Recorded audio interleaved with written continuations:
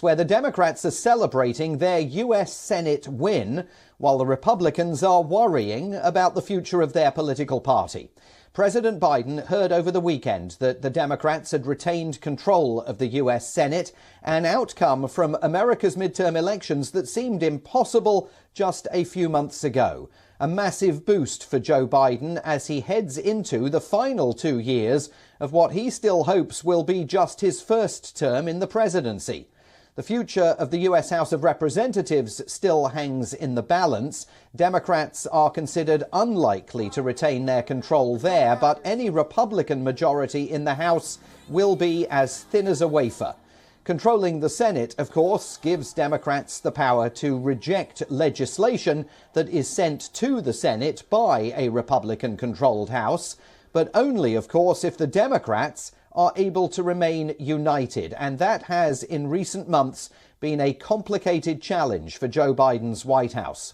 Meanwhile, after failing to mobilize the red wave of Republican support that he had promised, former President Donald Trump is still going ahead with his announcement of a fresh bid for the presidency in 2024. Tuesday night, Mar-a-Lago in Florida will be the scene of that speech by Trump after his aides and advisors failed in their quest to talk him out of making it.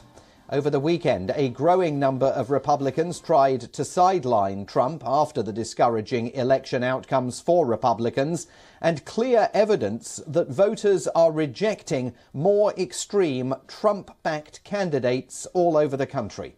Many Republican donors and operatives are already shifting their support to Florida Governor Ron DeSantis. He has kept Trump at arm's length and won his own re-election battle with a whopping 60% of the vote in the Sunshine State.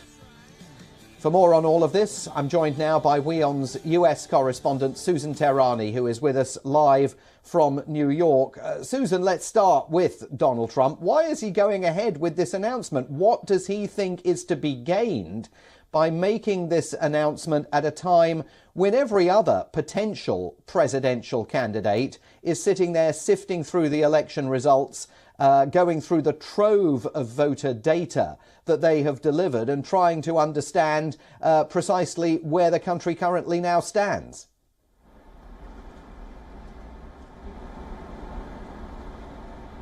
So for whatever reason, Donald Trump thinks that he did not really play a critical role for the Republicans not having that so-called red wave. He actually said that he was happy with the outcome. And on the other hand, Donald Trump right now is the only Republican, sort of Republican leader, if you may, that is sitting on so much amount of money and cash because of donations and campaign donations that he chose to keep and not spend on the candidates that he endorsed, that he thinks that he's in a good position to run. And to make this announcement. He also believes that despite the fact that now there are many alternatives to him in terms of being the leader of the Republican Party, none of them have really ran a national election. So these are some of the reasons perhaps that Donald Trump is thinking it's a good idea for him to announce a presidential bid Tuesday, which is tomorrow here in the United States. However, as we've talked about time and again, the Republican Party right now has a lot of soul searching to do. There are questions on whether or not they want Donald Trump as their leader. But one thing is for sure, he's still extremely powerful. Whether he is effective, that's the bigger question right now.